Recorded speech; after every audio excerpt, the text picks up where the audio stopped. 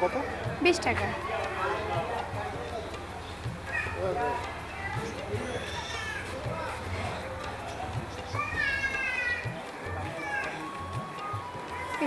ঠিক আছে।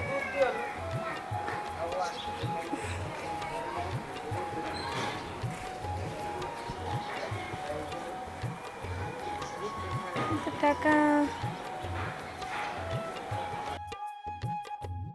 Sir, sir, sir,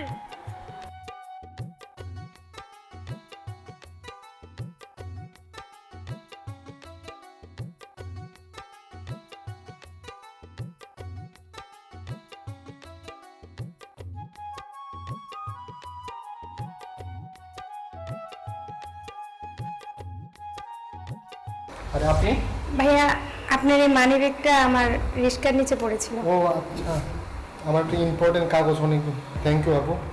আপনাকেও ধন্যবাদ ভাইয়া। আসি তাহলে, হ্যাঁ? আরে আপু, জি। চা খেয়ে যান।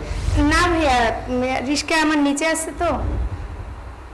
আরে এক কাপ চা খান, আসেন। না না ভাইয়া। আরে আসেন না। আরে ভাইয়া হাত ছাড়েন, এমন করতেছেন কেন? কি ব্যাপার?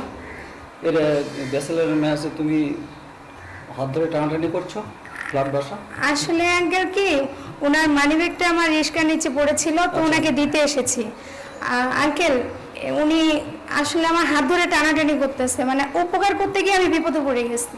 আচ্ছা, তুমি এ কাজ করছো কেন?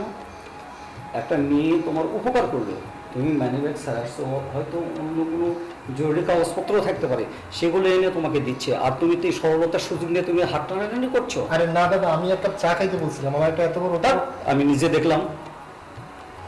মাপ চাও, মাপ চাও। সরি আপু, আমার ভুল হয়ে গেছে। এখন তো সরি বলতেছেন, কিন্তু জানেন, আমরা হয়তো বা রিক্সা চালাই জীবনযাপন করতেছি, কিন্তু পেটে তাই করতেছি। তার মানে এটা নয় যে আমাদের কোনো মান সম্মান নেই। আর আপনি আমার মান সম্মান নিয়ে খেলার জন্য আমার হাত ধরে টানাটানি করছেন, কাজটা ঠিক করেন নাই। আমিও তো কারো মেয়ে। আপনার যদি বোন থাকতো, তাহলে কি আপনি এটা করতে পারতেন? পারতেন না। যাই হোক, মানুষ মাত্রই তো ভুল হয়। আমার সাথে যেটা করেছেন, কোনো মা বোনের সাথে এরকমটা করবেন না। আশা করি ভালো থাকবেন। যাও বোন, তুমি যাও। এরকম কাজ যেন বুঝতে পেরেছো? এখানে আমাদের ফ্ল্যাটের বড় একটা